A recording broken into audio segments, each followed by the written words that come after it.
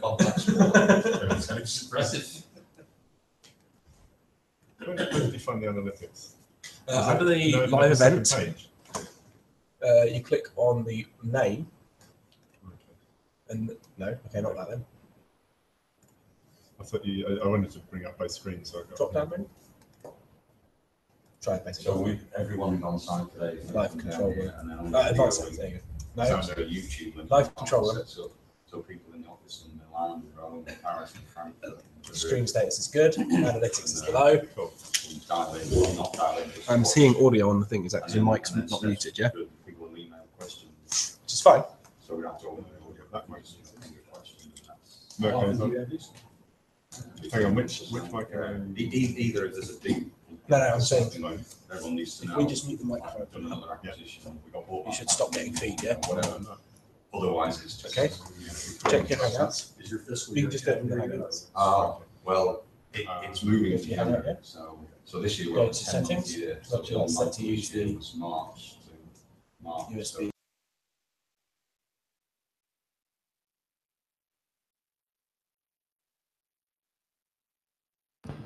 Now it's 1, 2.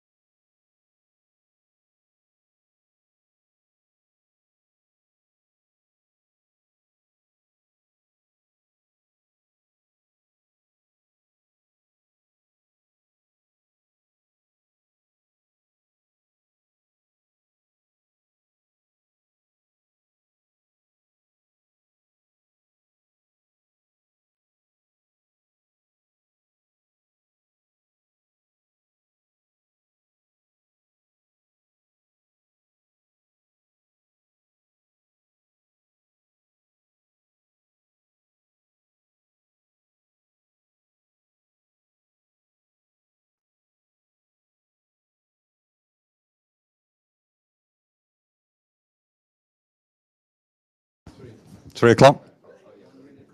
1 minute past 3. Okay. Do you want to come into the room? Come in. Don't be shy. I won't talk about you. Maybe. Keep coming.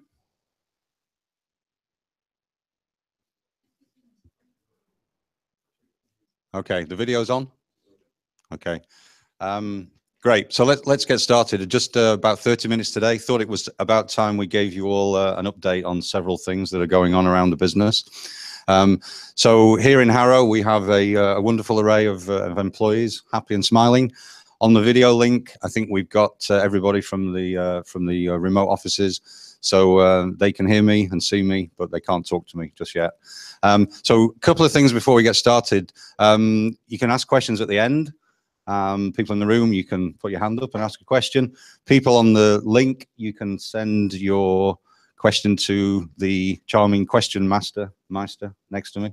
So send your email questions to Steph, and we'll pick those up at the end. So just before we get going, there's a couple of people in the room that you may not be familiar with. So first of all, we're joined today by Eric Yap. Put your hand up, Eric. Okay, welcome. They can't see you, but he's a good-looking guy, trust me. So Eric has been here several times, worked very closely with us on many IT projects, and been a great support from day one, really, on the integration. So thank you. And actually, I think the newest employee in the company is here today, and he's just flown in, especially to be here. Yes, absolutely, especially to be here. So this is our new Chief Information Officer. So this gentleman here is David Curran. So welcome.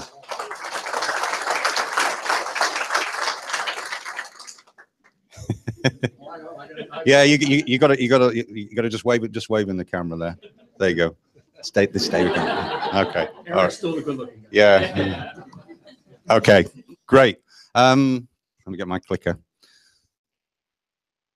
So the first thing I thought we'd share is some news. And actually, 4 quick things to go through. First of all, I thought we'd talk about the European regional performance. Everybody likes to know how's the company doing. So what's the vibe? How do you think we're doing in Europe so far this year? Anyone, any ideas? Good? Sorry?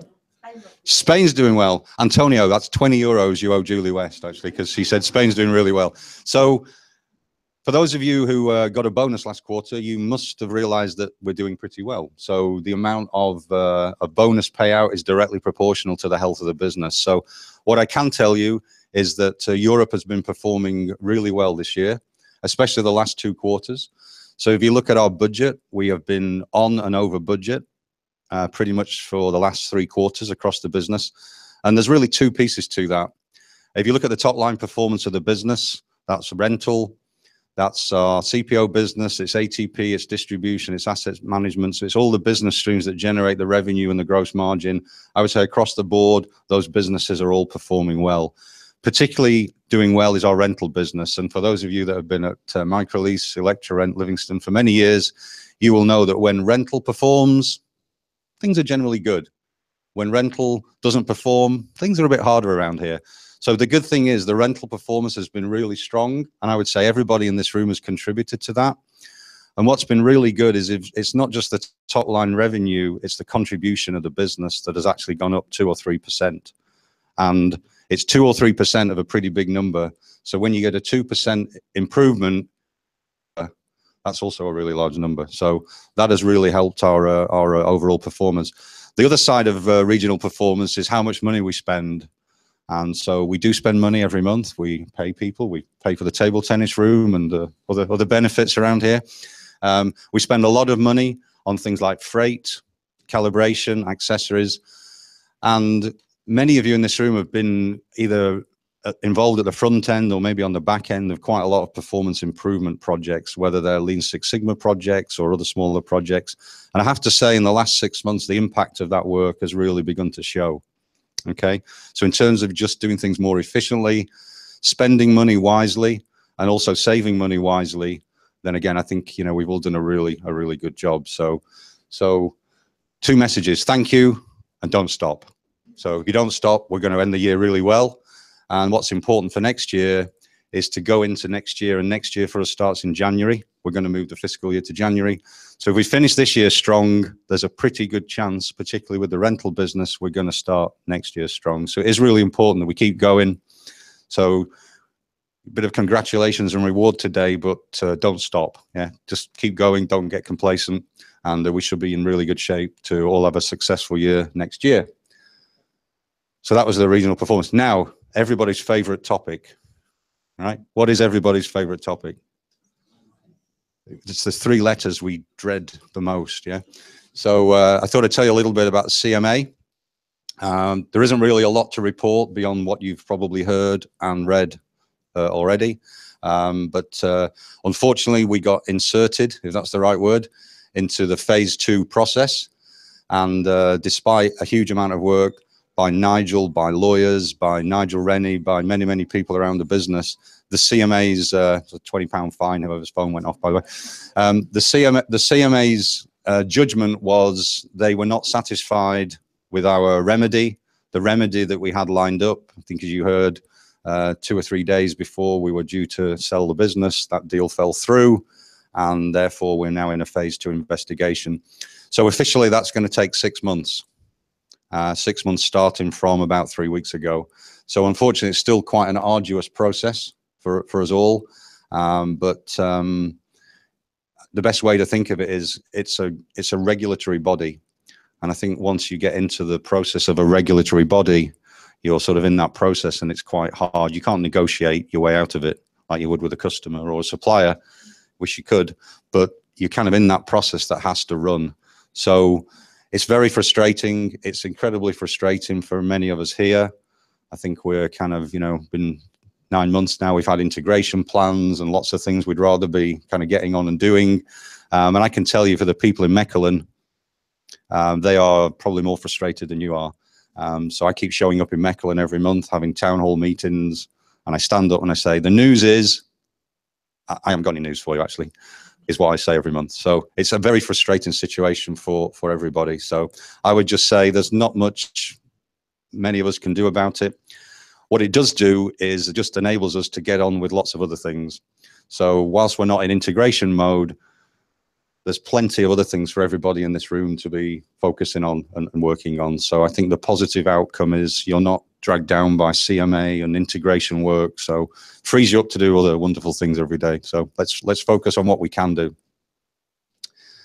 Next thing is the $3 billion objective.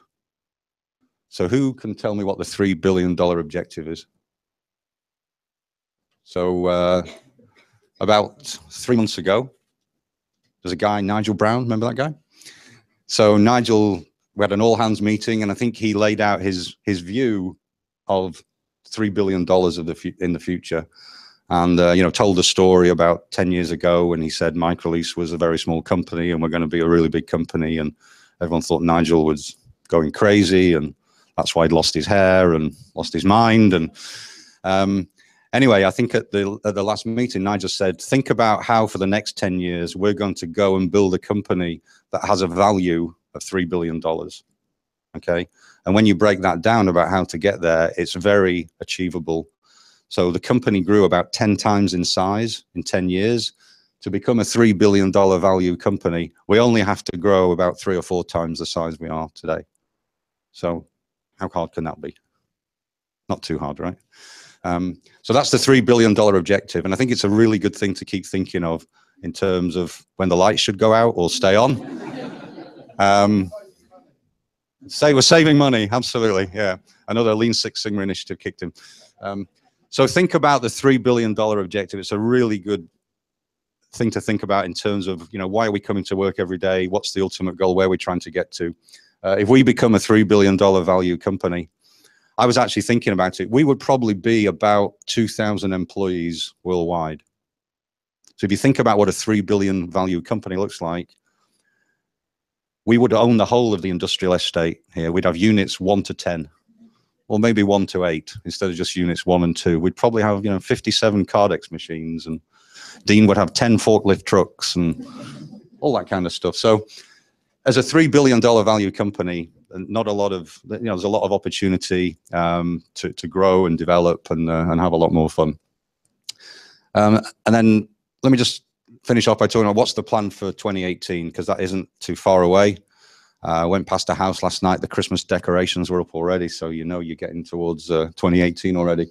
So what I want to spend a few minutes talking about today is what is the plan for 2018, because every business needs a plan. And I think it's important for all of you to know what are the sort of top level things we're looking to achieve next year as a business.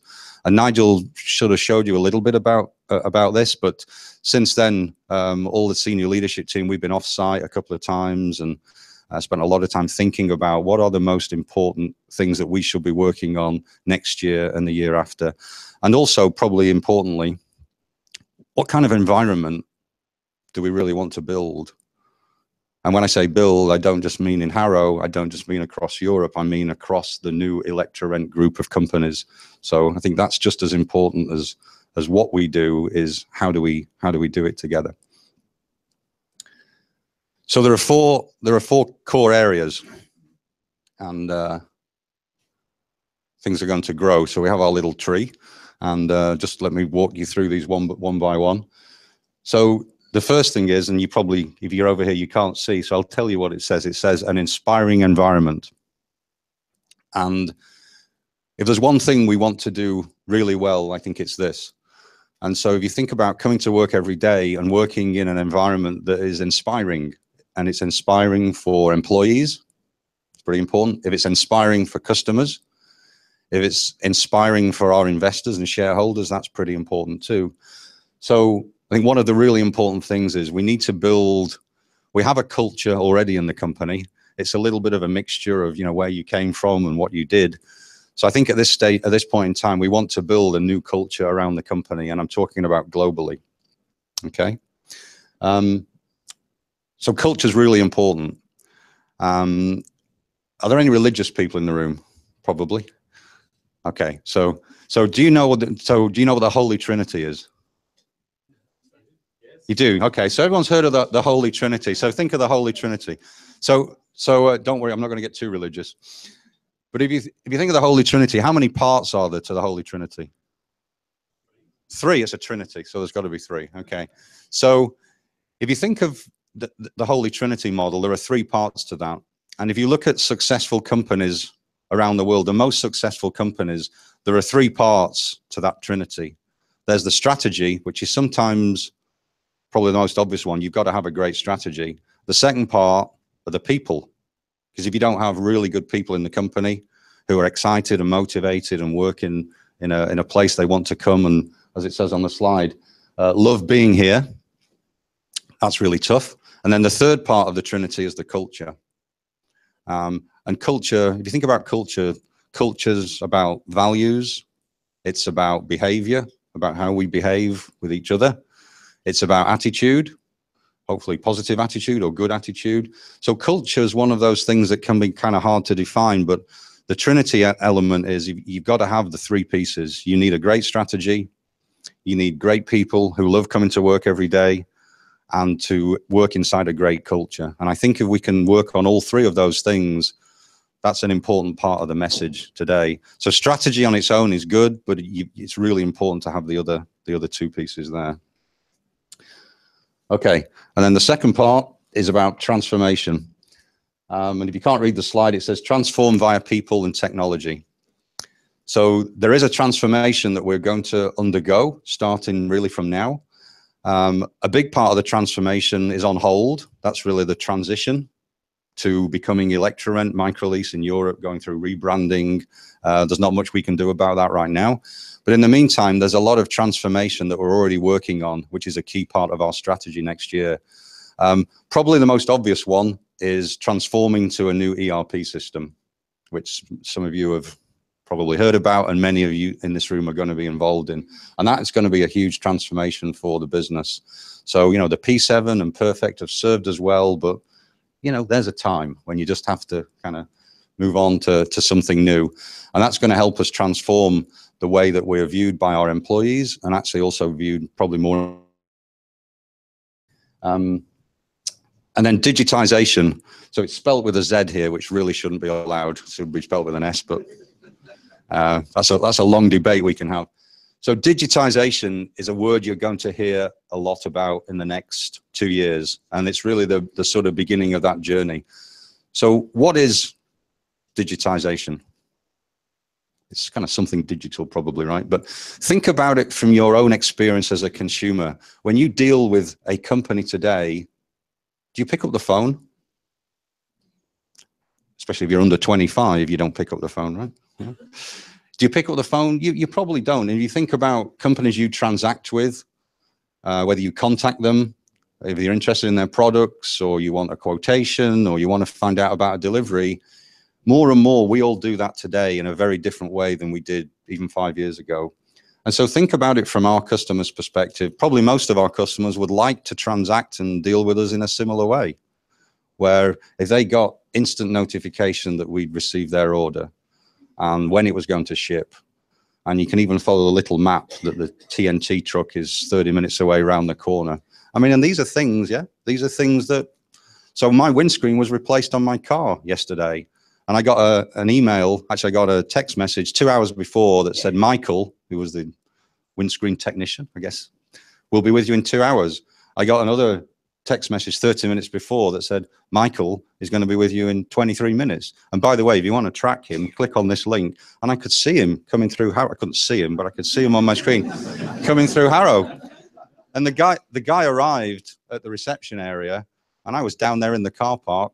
Michael, it's nice to see you. He didn't quite get it to begin with, but that's the environment that we're kind of used to dealing with. And so if you translate that to our business environment, that's one of the things that digitization is going to get us to. It's really important for the company too. You've heard Nigel say, always behave like number two.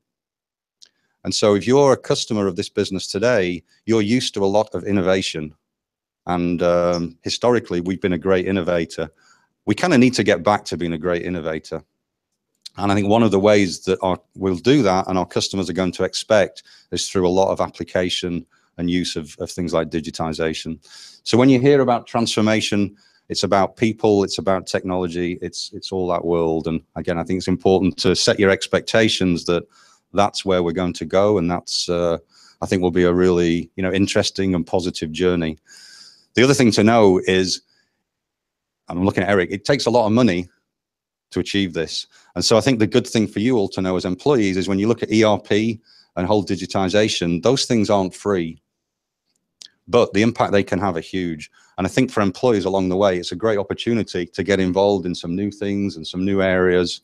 And, we'll all learn along the way. Okay.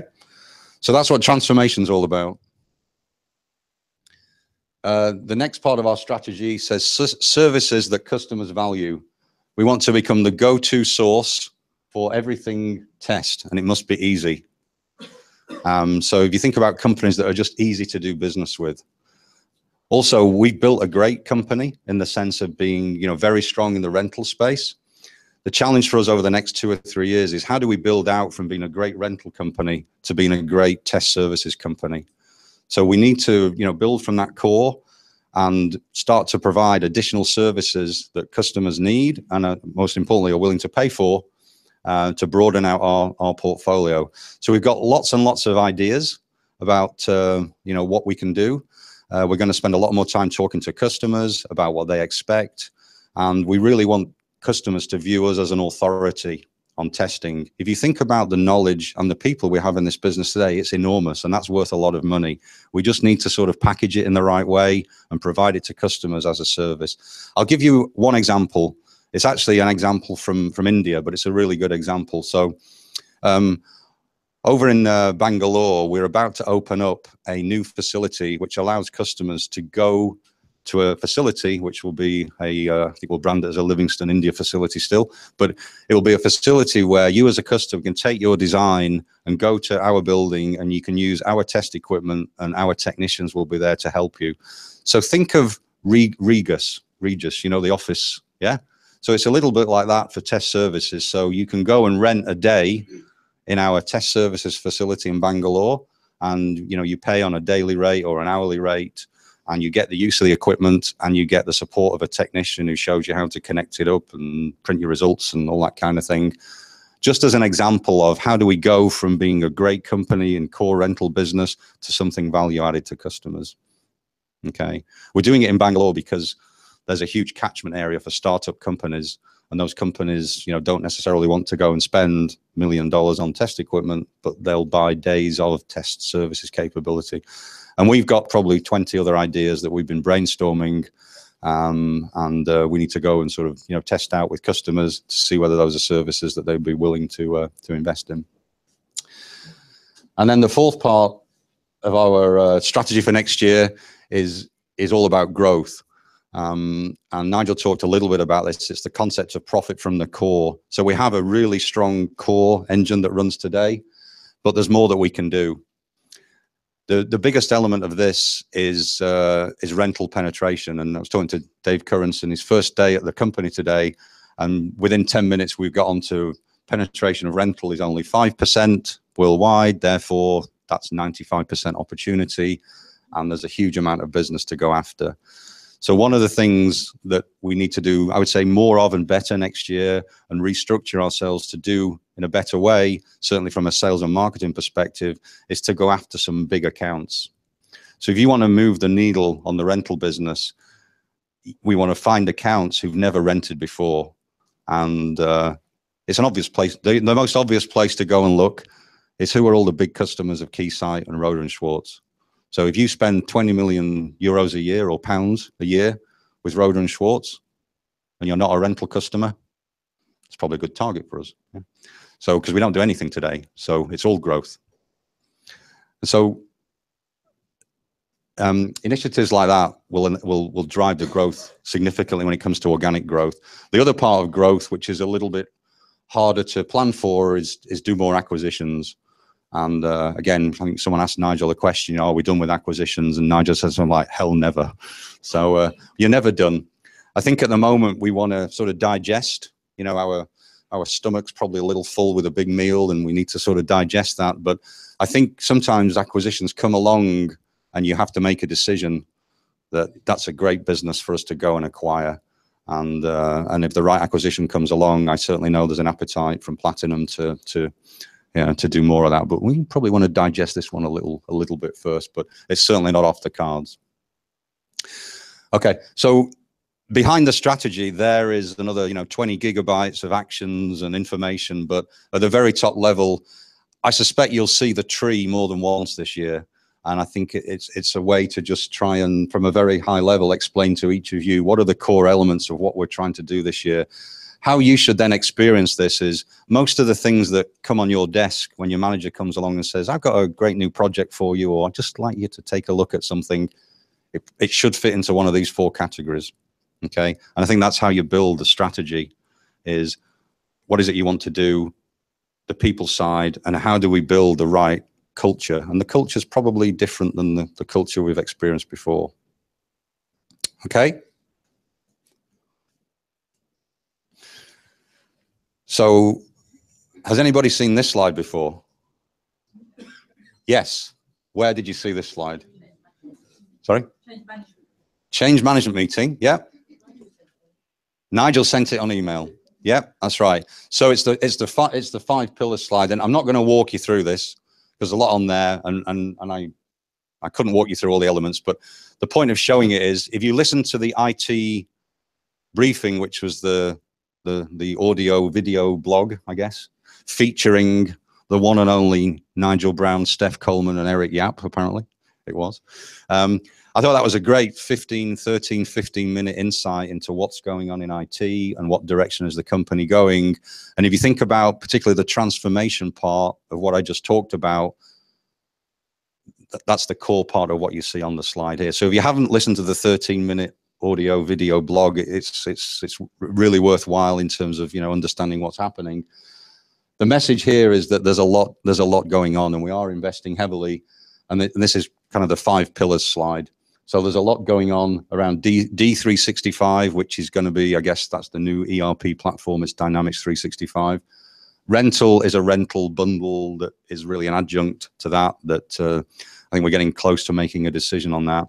But the message here is, I think you will have at your disposal the best tools you could probably get. So, you know, we're not buying you the bargain basement, you know, IT tools here. This is the Rolls-Royce stuff, the shiny Rolls-Royce stuff you're going to get. So it's a huge investment, and I think it will have a massive transformation in what everyone is doing every day. It will make us a lot more efficient as a business. I think from an employee perspective, it will probably ease some of the frustrations of, oh, if only I could move that thing from there over to there. Then again, if you go to a much more integrated tool where all these things talk to each other properly, you know, we might not have to live with that special Google sheet that you keep in your bottom drawer because the P7 doesn't do it that way. And come on, confess, everyone's got one of those, right? So there's a lot going on in IT. So we'll keep you briefed on that. But again, it's a really positive message. We're not expecting you to exist in a culture of an environment where just keep using those tools that are sort of 25 years old and, you know, make the best of them. And, you know, that's not necessarily the most rewarding and exciting environment to work in. So it's going to take some time. So by the way, you don't get this tomorrow, just to be really clear. Yeah, it's going to take some time, but we do have a lot of people working on this. And if you look at the ERP deployment, there's probably going to be somewhere between 20 and 30 people working on that full time at peak. So it's a huge investment in people's time. I think we've also learned from other people's experience that if you don't put a lot of really good resources on a project like that, they'll fail. So I think the number one reason those projects fail is we try and deploy ERP and you make it 10% of 100 people's jobs. And guess what? It doesn't work.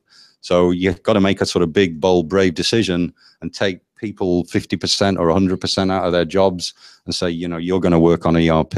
And if you get the subject matter experts, and we have a lot of subject matter experts in this room and on the phone, then, you know, the chances of success are much, much higher than if you try and sort of do it on the cheap. And also it takes 5 years and you just get project exhaustion and things like that. Okay. Right. So that's what's going on in the business. So let's talk about some fun stuff. Yeah. So there is some fun stuff, and I've got to reach for my notes. Steph, sorry, could you just hold me thing? Down, Tiger. Okay. So what I thought we'd do, and maybe I'd like to make this the regular good news spot, is just share some good news with you. So you've probably seen me walking around the building a lot. Do you see me walking around the building a lot? Sort of wandering aimlessly, looking a bit lost. People thinking, I hope Peter doesn't come and talk to me, but hopefully not too scary. So what am I doing when I'm walking around the building? Any idea? Yeah, wasting time, really. Yeah. Looking for some friends. Yeah. No, I tell you, I just like to walk around the building and just find out what people are working on. And it's fascinating when you talk to people, and there's lots and lots of fantastic stuff going on every day. So I might be a little bit fortunate because I probably know more about it than you do. And not just in this building, but actually in the other offices as well. So, and I apologize because I can't mention everyone in the company, but I just thought I'd give you some insight into some things that I've bumped into some people recently and, you know, asked a couple of nosy Parker questions, and it's always amazing what you find out. So I just want to share some stories. So actually, and I've got 8, so I'm going to rattle through these pretty quickly. So the first one, where's Mariam? Hey, there you are.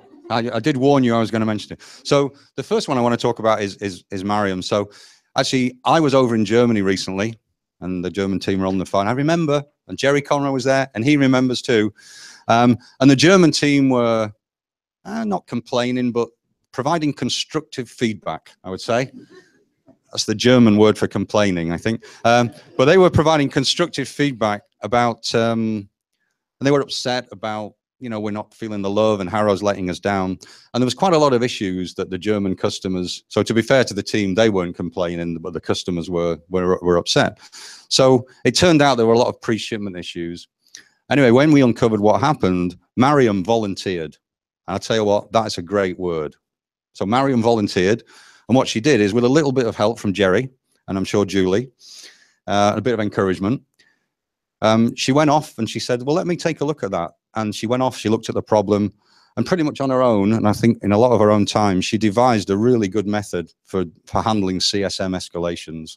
And I know it's a good method because yesterday she came in my office and sat down with me for half an hour and walked me through the escalation process for CSD. And I just thought that was fantastic. So thanks for doing that.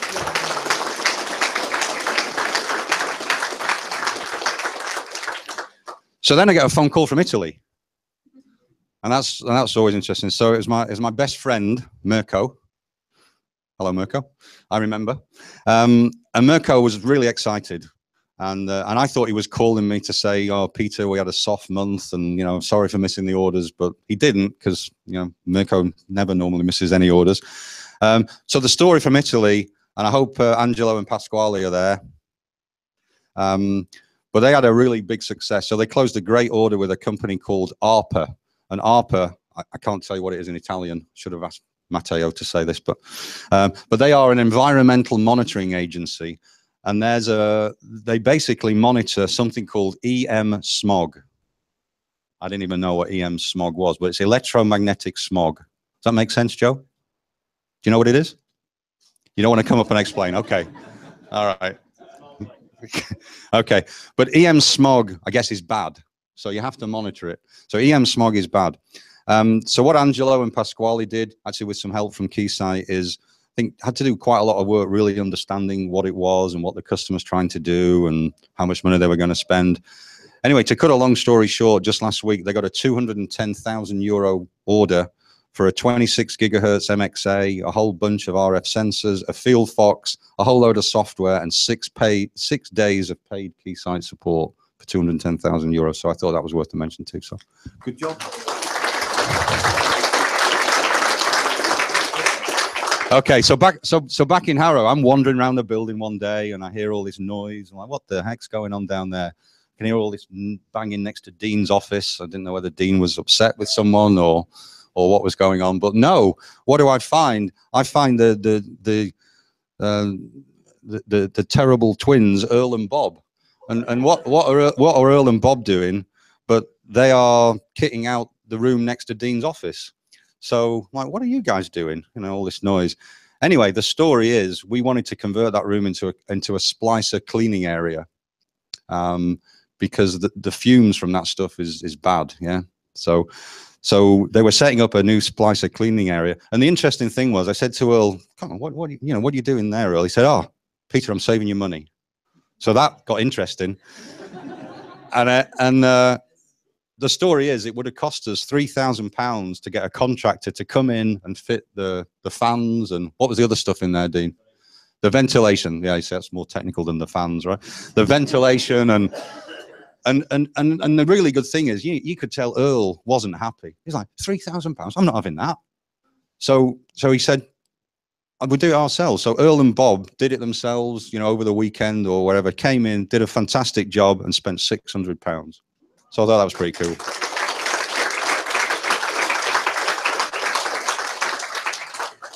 Okay, we'll go to France.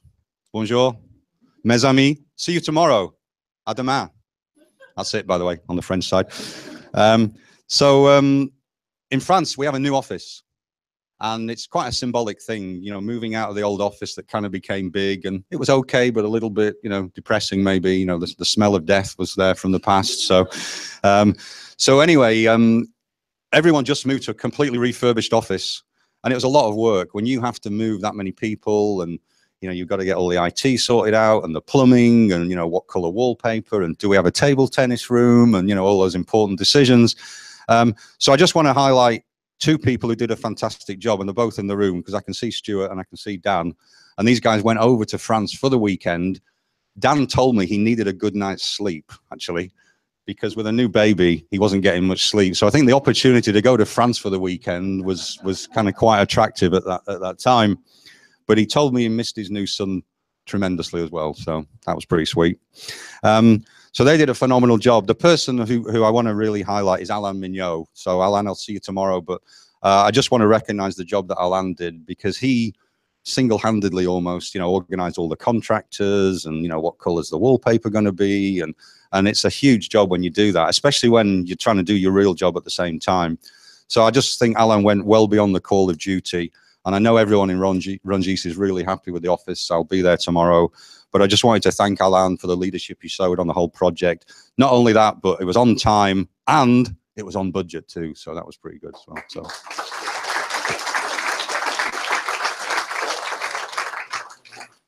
Okay, do you want to hear some more? Yeah? Okay, I'll keep going then. If you just said no, I would have kept going anyway, by the way. So, let's see. Oh, yeah. So another bit of a French connection. So when we moved a lot of equipment from Rungis, there was a lot of old stuff hanging around, and it all got moved into Unit 2. So I don't know if you remember, at the back of Unit 2, there was a mountain of stuff. I'll describe it as, it's a technical word, but a mountain of stuff sort of hanging around at the back of Unit 2. So, just Peter walking around one day saying, what's all this and who's doing something about it? So I think eventually Alan Bartlett, where is he? He's behind you. Okay. So Alan, I think, got the message, didn't you, Alan? And I said, Alan, just throw it out. And Alan was like, oh, well, I suppose I could. Not like that. It's a bad impression, sorry. So just throw it out. Oh, I suppose I could. Anyway, I get an email from Alan about 20 minutes later. 20 minutes later. And he said, Peter, just to let you know, I've taken care of it. I thought, bloody hell, Alan's pretty fast sometimes. This is good. I'll have to give him more to do. So, but actually, if we'd have thrown it out, you have to pay people to take that stuff away because it's electronic equipment. So we would have had to pay something, I don't know, 500, £1,000. But no, Alan sold it to someone in 10 minutes for £500.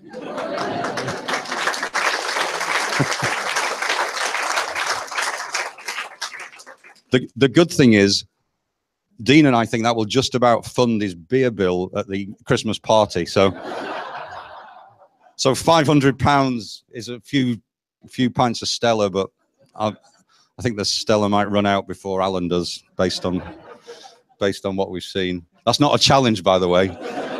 just to be clear, yeah, you're a lot younger than me, so. All right, but I thought that was just a fantastic attitude. The easiest thing would be, oh, I threw it away, and Peter is the invoice for £1,000. But no, took some ownership. Took offence, I think. You took offence, didn't you? You were offended. I'm not doing that. And found someone with £500, took it away. So that was great. So I'm going to talk about the Goods In team. I'm not going to mention all of you because there's too many of you, but I just want to say, mention and recognize the transformation over in the warehouse in Unit 1, because it kind of hadn't been our best piece of work, let's say, for quite a while. And I wandered around a lot, and particularly Wes and Clinton, they were like, oh, here he comes again, but anyway, I've got to say, when I go into Goods In Unit 1 now, you kind of feel proud. I do feel proud of walking through there with people. I took Dave there before. 2 months ago, I wouldn't have taken Dave in there. Oh, you don't want to see that? Let me show you the car park instead. It's much tidier. But actually, again, it was just a phenomenal attitude. So if I think about Wes, James Ashworth, Peter, Clinton, and all the team, just did a fantastic job taking something that was kind of pretty messy and untidy into something that, just for me, is presentable and something that we should all be really proud of. So if you haven't been through Goods In recently in Unit 1, first of all, you can get through there now. And secondly, they've done a really good job kind of maintaining the standards that, Sophie forced upon you, right? So, and the other interesting story that's pretty good is Clinton walked by my office one day and said, oh, Peter, is it okay if I volunteer to help with a health and safety assessment? I'm like, Clinton, what do you think? So I thought that was great too. So thanks for that, guys. Good job.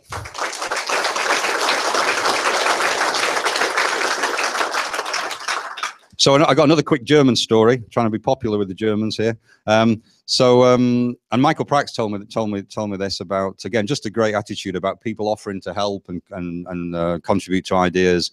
So I think Mark Schaefer, who looks after the logistics in Darmstadt, he heard about this new ERP project, probably didn't know the details of what it all was, but said, hey, look, if you want some help, to get some input about what customers in Germany and probably customers in most non-UK countries really need from us, then I'd like to get involved, and I'd like to offer my opinions, and if I can help in any way, you know, please just count me in. So once again, thanks for that, Mark, and I'm sure we'll come back to you. Okay. So last but not least, I don't want to forget the Spanish. So where's Maria? Hey, Maria, you're Spanish? Yeah. Okay. So Maria's in the room. And actually, the fourth branch on the tree was talking about growth and the importance of major accounts. So I want to give you a really good story. And actually, I heard this from Raffaele.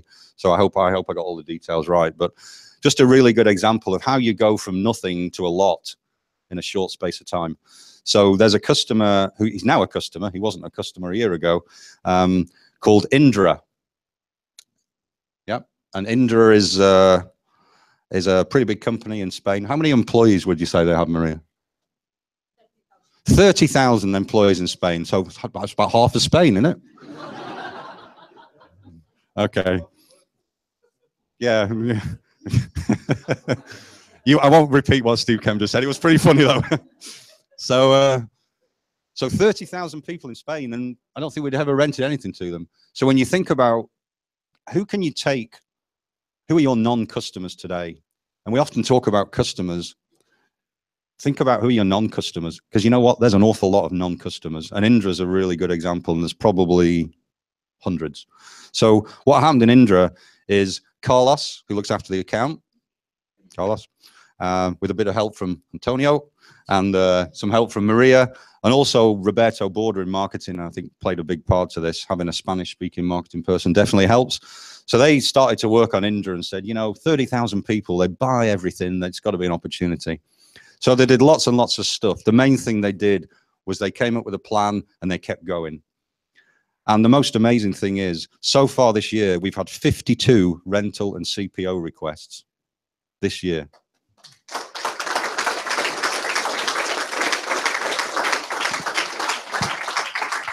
Okay, so a few stories. I could go on for hours, but when I'm walking around the building, that's what I'm doing. I said to Nigel Brown a few days ago, I said, Nigel, you know what my dream job is? I just want to spend all day walking around the building congratulating people. So honestly, if I could just do that for 8 hours a day, I'd be pretty happy. So you just, all I'm saying is just make my job easy, right? Yeah. So anyway, on a serious note, thank you for everyone that was involved there. And I know there are many, many other stories, okay? And maybe we'll make this a sort of a regular thing. I think it's just good to see what people are doing. And these are not massive, you know, Lean Six Sigma 18-month projects they're just things that people observe and say, hey, and it's part of the culture. So the link of the stories to the strategy is that's the sort of culture I think it's good to work in. But you need to be heard, and you need to make sure your manager or your director or me or whoever it may be is going to pay attention and, you know, and take note of those things. And so I think that's very much the culture that we want to encourage and reward. And that kind of makes it a fun place to work. Okay. So thank you. Okay. So long service award. So just as I haven't got any, however, I just wanted to point out that we have got a lot of long service awards, and the plan was at the Christmas party, and I hope everyone's going to make it this year, because Alan's got £500 in his pocket. I'm sorry, I had to tell them now. So at the Christmas party, we are going to recognize long service awards. So we have long service awards for 10, 15, 20, 25, 30. There might even be someone who's more than 30. So I don't know, I was looking at you, Julie West, sorry, just in there. So anyway, just want to let you know, at the Christmas party, we will be giving out some long service awards. So we haven't forgotten, but I think it's really important to recognize the people that have been here and survived for a long time, and will survive for many more years, hopefully. Okay, so we haven't forgotten about those, but we'll do those at the Christmas party. Early in the evening is probably a good idea based on the previous history. Okay, so at this point, actually, I need to introduce, we are our Vice President of Sports, Leisure and Entertainment. So where is here is our Vice President of Sports, Leisure and Entertainment. Congratulations on your promotion, Lemix. Yeah. Does it come with a car? It comes with a car. Actually, you get a microphone and a clicker. So Yeah. So I'll just hand the microphone to you, actually. You're in charge now.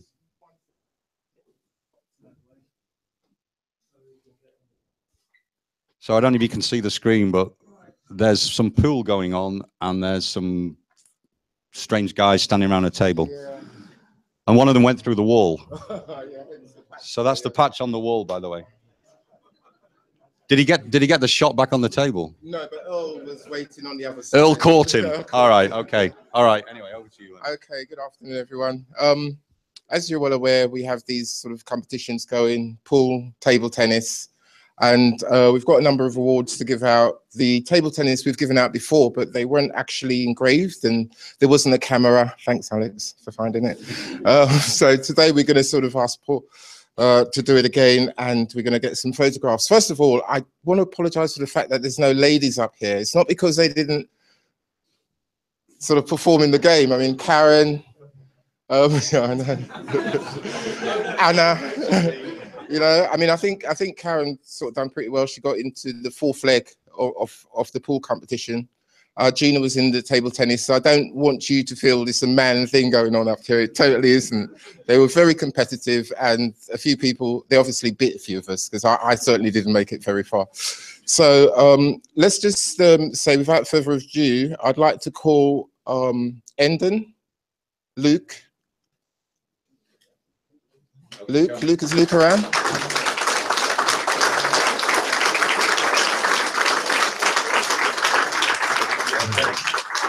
And if the cat, yeah. Congratulations. Endon actually won the competition. That's the Micro-Lease 2016 competition. We'll start again in January. So don't feel you're not welcome. So you got that? And the runners-up was... Good job. And, You'll win next year, right? yeah. and Luke, who's obviously the runner-up. We also had a pool competition. And Sammy. Oh, there you go. Now this guy should be walking around with a bodyguard. There's a few people was really hurt by this. It was very competitive. Papa, would you like to come up here? I mean, you were the main sort of opposition to him during the tournament. Would you like to come and receive your trophy? And I would really like you two to just have a handshake. No, I would like it on film. So there you go. I mean, there's some new starters who I've seen play, so I'm sure 2018 tournament's going to even be better. So, you know, you're all welcome. And I'd like to take this opportunity as well to thank Paul Makowski, who's been the main driving force behind the Micro-Lease B table tennis team. Actually, we've got a match right here tonight at 7:30 against some acronym that I can't remember, LSJC or something. But I'm sure we'll give them a good trashing. But I'd like you to put your hands together for Paul, because he motivates us. Okay, so there was a number of other events which were supposed to take part this year, like the table football. We had people signing up for that, and also the five-a-side football. I mean, again, these are all mixed events, but we're going to put those off till the new year, because I know you're all happily doing Christmas jumpers and stuff right now. So thank you all very much, and see you all next year. Well done, Lennox. Okay. So Lennox, thanks. I think it's great. He's got a lot of enthusiasm. And these things don't work unless somebody puts some time and energy in it. So I think we all really appreciate what you're doing. So yeah, VP of Sports, Leisure and Entertainment. So get your own car parking space next, right? And then, yeah, I'm sure I haven't heard the last of that. Okay. All right. So thank you, Alex. So last but not least, okay, we're just warming up, but we're at questions. So we can have questions on a very old telephone. We got a silhouetted audience here in Harrow, and we have questions that people have emailed. Okay, so we can spend a few minutes if anyone would like to ask a question or make a comment or field an accusation. Is possible, maybe. So I don't know if you've got any. No questions there. So questions in the room here. What would you like to know about that I didn't tell you? Do we know much about what the next part, phase 2 of the CSM will involve, and will it take up a lot of people's time and resource internally? Directors spend a lot of time first time round. In CSM? Yes. CM, I was going to say, yeah. Okay, I thought it was a test question. Yeah. Julie's got CSM on the mind. Yeah. So the veiled question was about CMA and what's involved and will it take up a lot of people's time. The answer to part 2 is yes. It will take up some people's time. In a way, it's a narrow group, but it does take up a lot of their time. So the people who are going to be involved primarily is Nigel, Squared, Brown and Rennie. Actually, Anna Demora has been pretty loaded up with that. George has been pretty loaded up with that. And then I think beyond that, other people may get, asked to contribute, but certainly inside the company, those are the people who are bearing the burden, I would say, of the CMA work. How long is it all going to take?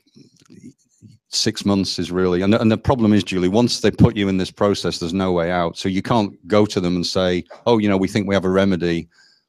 Oh, there we are. Another 50 pence in the meter. So once you're into it's actually 24 weeks, you're into that process and you really, and you really can't get out of it. So at the end of that time, the best outcome would be they say, you're free. So that's the hopeful outcome.